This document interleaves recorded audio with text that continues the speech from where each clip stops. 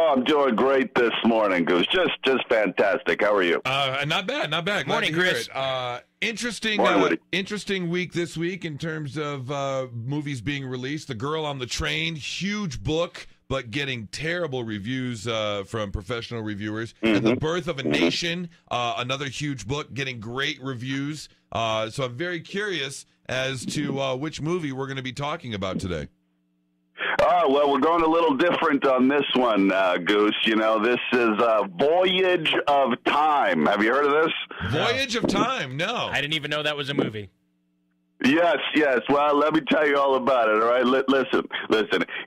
In this IMAX documentary, filmmaker Terrence Malick examines the origins of the universe, the birth of stars and galaxies, the beginning of life on Earth, and the evolution of a diverse species.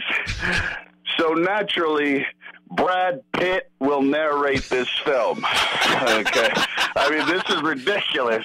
Who pays Brad Pitt $20 million to do a movie just for his voice? Right. When Brad Pitt gets paid $20 million, you're entitled to see his six-pack, you know, his man bun, and God willing, his nipple. Am I right? Yes, that's $20 million worth, right? Brad's voiceover skills are so bad, now I know why Angelina left, guys. Oh, ouch. That's hard. At one point, I think I heard Brad say, the first rule of the universe is you don't talk about the universe.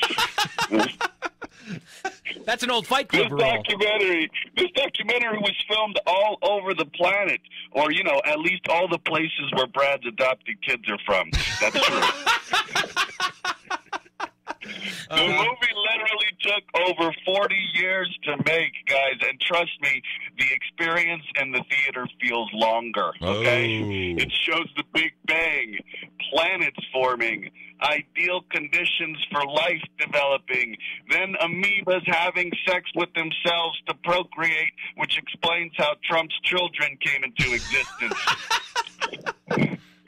And that depicts the collapse of the universe as we know it, which is, you know, if you ask my wife, that happened in 2005 when Brad broke up with his one and only true love, Jennifer Aniston. And my wife would also like me to emphasize that it was not a mutual breakup. That was just a lie for the media. Okay? Anyway, end of fucking movie. All right. Well, Chris, the critical critic, you got to give this movie a rating of some sort. Well, you know, I'm going to give it, 0 stars, 0 planets, 0 amoebas. I mean, this movie just needs to find a black hole and jump in it, you know? Fair enough. Chris, the critical critic, thank you so much, man. We'll talk to you next week. Thanks, Chris. All right, see you guys.